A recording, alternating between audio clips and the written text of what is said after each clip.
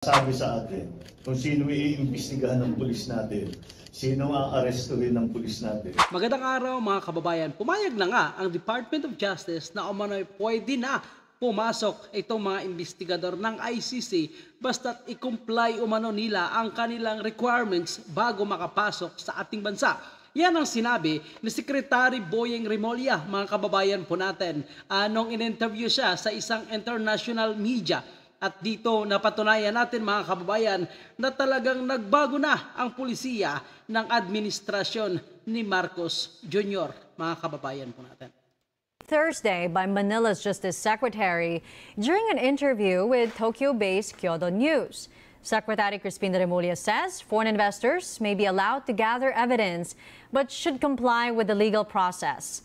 The seeming change in tune by the Philippine government follows President Marcos's remarks in November that Manila is studying whether to rejoin the International Criminal Court.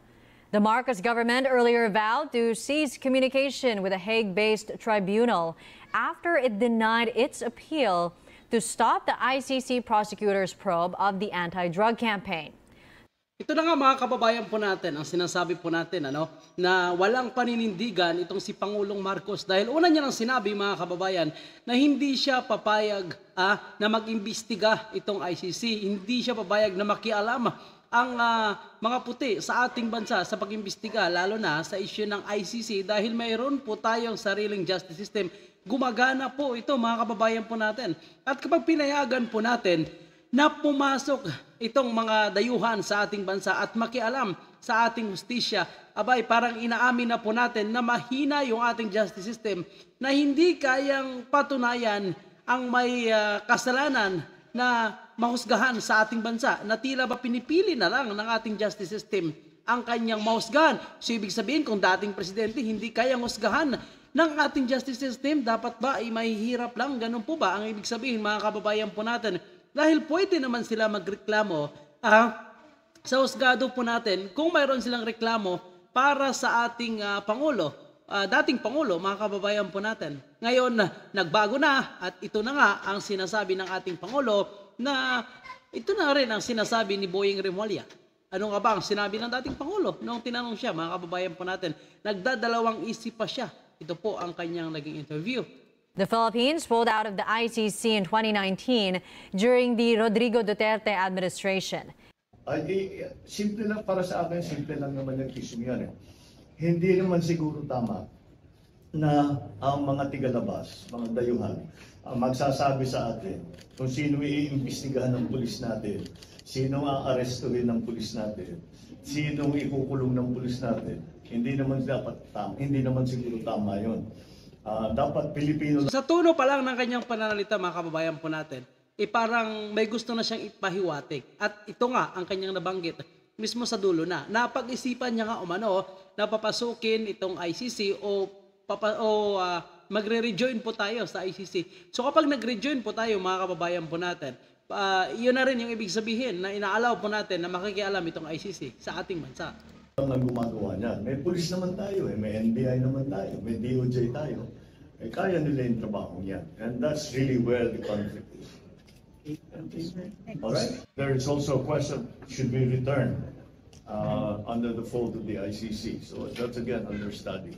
So we'll just keep looking at it and see what our options are.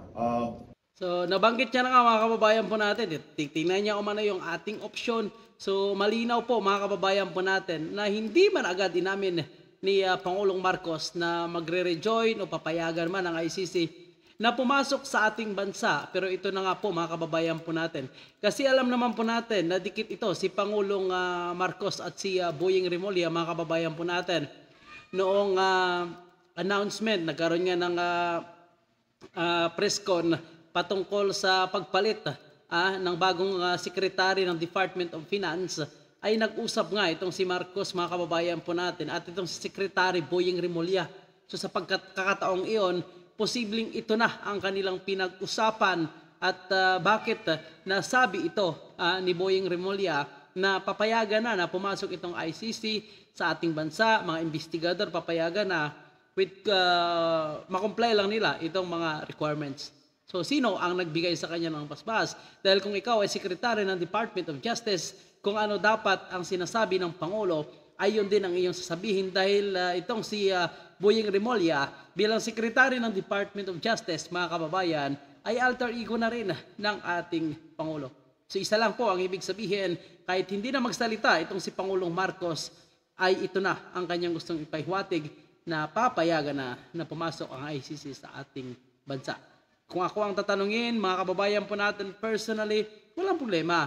Kung talagang gusto nyong pasukin, imbestiga kayo, it's okay. Wala namang pakialam si dating Pangulong Digong, mga kababayan. Handa naman siyang harapin. At kung sabi kong talagang mapapatunayan nila, alam naman natin, it's a political agenda na kung gusto nila na ipakulong, okay, walang pakialam. Ito si Pangulong Digong.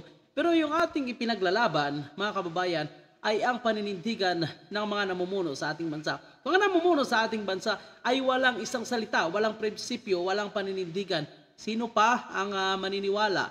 Sino pa ang mga tagasunod? Kung ikaw ang leader, walang paninindigan, ano mangyayari sa iyong tagapagkasunod?